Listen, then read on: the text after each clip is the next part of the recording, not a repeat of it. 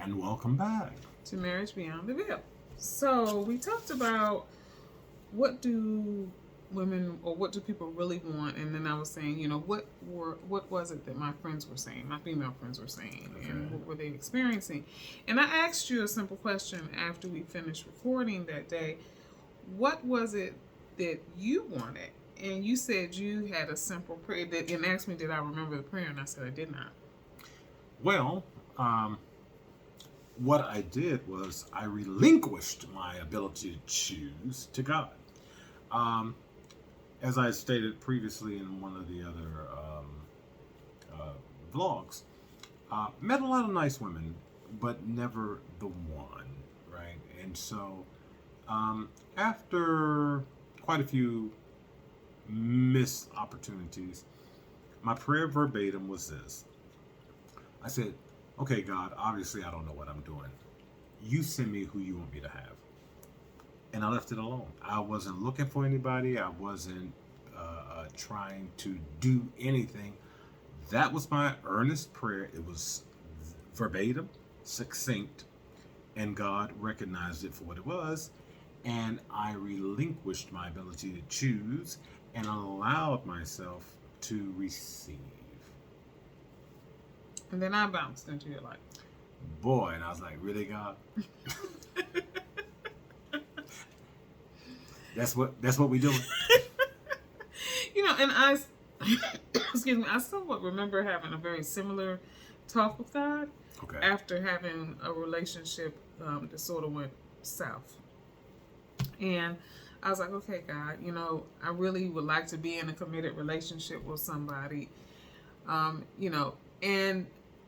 But even then, for me, I still was trying to define what that looked like, right, and who that was going to be. Well, and I did none of the above. When I said, I give it to you, I gave it completely.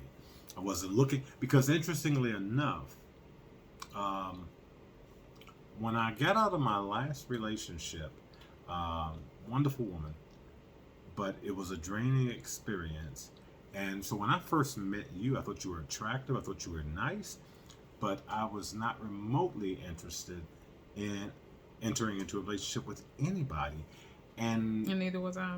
We worked at the same place for about a year before my prayer time, because it was maybe about a month after I prayed that you and I met up in the employee cafeteria. Yeah, and talked.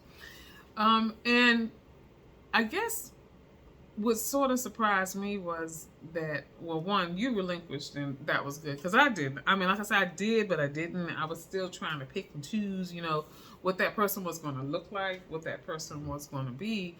And technically, it wasn't you. Right. Oh, I remember the first time meeting your mother. She looked at me like, what is this? Yes, I liked my men more chocolate than the vanilla cream that I have here now. But, I mean, again, but when we started talking, it was so effortless. And so I just, I wanted you to share that, that you had to relinquish. And so that's what I'm suggesting to some of my friends and some of you people out there who are still looking and searching. Try relinquishing and asking God to bring that person into your life. But here's the thing, just like my sister, she didn't recognize it and didn't want to believe it when it came to her. But they're still together so many years later. And if you're willing to trust God, then you need to be willing to trust God. Yeah. Because again, when I prayed that prayer, it was earnest. It was definitely a sincere prayer. And I was just like, okay, I'm done with this. I want the end result, but I'm going to rely on the one who knows all things. And so, as far as package, interestingly enough, majority of women I dated were older than I was, particularly when I was early in my 20s. Like when you were in a service. Because I didn't have patience for foolishness, and most of the women my age, to me, were silly. So here comes this woman that's 2 years younger than I am.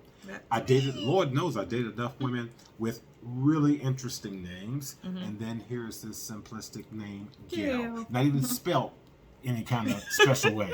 Just Gail. I mean, but my point was, Lord. I trusted God in the Yeah. process, and here we are, 34 years and counting, So that's our story. and we're sticking to it. Are you willing to trust God? And if so, be willing to trust God. Don't have any preconceived ideas of what the person should look like, what they should be, or whatever. If you're trusting God to provide you with what He knows you need, you don't get to pick, you don't get to choose. You just graciously accept until tomorrow. The Lord says the same. Have a good evening.